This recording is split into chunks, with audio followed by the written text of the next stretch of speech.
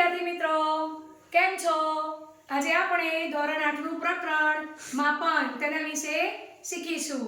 અને જો તમને ગમે તો લાઈક, શેર અને સબસ્ક્રાઇબ કરવાનું ભૂલતા નહીં. જો વિદ્યાર્થી મિત્રો, દાખલા નંબર 1 ની અંદર આપણને સમલંબ ચતુષ્કોણ આપ્યો છે. સમલંબ ચતુષ્કોણમાં શું હોય? ઉપરની અને નીચેની આ બે બાજુઓ હંમેશા સમાંતર હોય. અને આ લીટી અને આ લીટી આ બંને એકબીજા પર લંબાવીએ તો શું થાય? એકબીજાને છેદે. એટલે સમાંતર કેટલી હોય? એક અને માત્ર એક જ જોડ સમાંતર હોય. અને આ બે સમાંતર બાજુઓ વચ્ચેનું અંતર આપણને આપ્યું છે, ઊંચાઈ કહેવાય જેને 0.8 મીટર. તો પહેલી જે લંબાઈ છે એને આપણે 1 મીટર કીધું.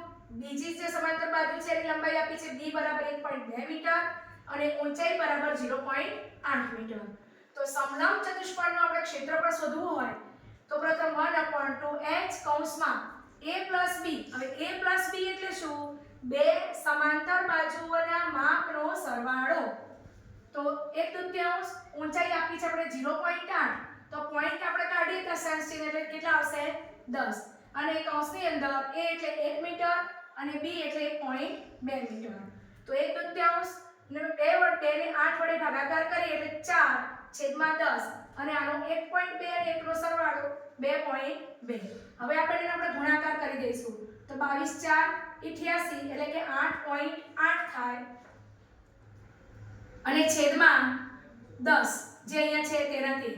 તો એક દશાંશ ચિહ્ન અને એક 10 એટલે બે દશાંશ ચિહ્ન બે સંખ્યા ડાબી બાજુ ખસે. એટલે આપણને જવાબ કેટલો મળ્યો? 0.88 મીટર સ્ક્વેર. વિદ્યાર્થી મિત્રો, માપનનો દાખલા નંબર 3 જેમાં સમલંબ ચતુષ્કોણ આકારનું આપણને ખેતર આપ્યું છે, જેમાં AD, BC, BC અને AB. એમાં AD અને BC એ સમાંતર બાજુઓ છે. AB એ BC ને લંબ છે, બરાબર? તો બે સમાંતર બાજુઓ વચ્ચેનું અંતર કયું થાય? આ વખતે AB થાય. તો અહીંયા આગળ આપણને પરિમિતિ આપી છે ચતુષ્કોણની 120 મીટર. જેમાં આપણને BC નું આ 45 મીટર, CD નું 17 મીટર, AD નું 40 મીટર અને AB આપણે શોધવાનું છે. તો AB બરાબર આપણે શું કરીશું? જે પરિમિતિ આપી છે આપણને એમાંથી બાકીની ત્રણ બાજુઓનો સરવાળો કરીને એને આપણે શું કરીશું? બાદબાકી કરીશું. તો જે ત્રણ બાજુઓનો સરવાળો આપણને કેટલો મળે? 105. તો 120 માંથી 105 બાદ કરીએ તો કેટલા મળશે? 15 મીટર. હવે આપણને મળી ગયો AB. AB કેટલો મળે આપણને? 15 મીટર. તો સમલંબ ચતુષ્કોણનું ક્ષેત્રફળ બરાબર 1/2 AB કૌંસમાં AD વત્તા BC. એટલે કે આ શું છે? તો બે સમાંતર બાજુઓ છે અને AB છે એ બે સમાંતર બાજુઓ વચ્ચેનું અંતર છે, એટલે કે ઊંચાઈ. તો 1/2h કૌંસમાં a plus b. તો 1/2h આપણને 15 મીટર મળ્યો અને a એટલે 40 મીટર અને b એટલે 48 મીટર. તો આપણને એનો સરવાળો થશે 88. બે વડે એનો આપણે ભાગાકાર કરીશું એટલે 44 આવશે અને 44 ગુણ્યા 15 એટલે કે 660 મીટર સ્ક્વેર. એક્ઝામ્પલ 2 જેમાં આપણને રકમમાં સમલંબ ચતુષ્કોણનું ક્ષેત્રફળ આપ્યું છે 34 સેમી સ્ક્વેર. ઊંચાઈ આપણને આપી છે 4 સેમી અને બે સમાંતર બાજુઓમાંથી એક બાજુનું માપ આપ્યું છે આપણને 10 સેમી. તો એને આપણે b તરીકે લઈશું, બરાબર?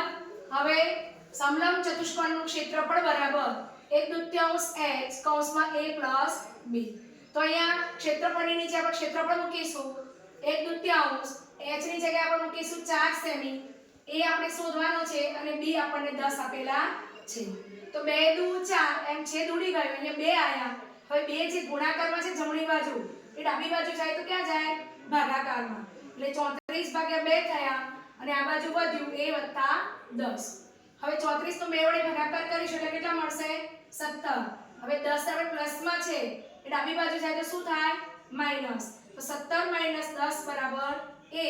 તો માટે a બરાબર 7 સેમી. એટલે કે બે સમાંતર બાજુમાંથી એક સમાંતર બાજુ બીજી સમાંતર બાજુનું માપ આપણને કેટલું મળશે? 7 સેમી.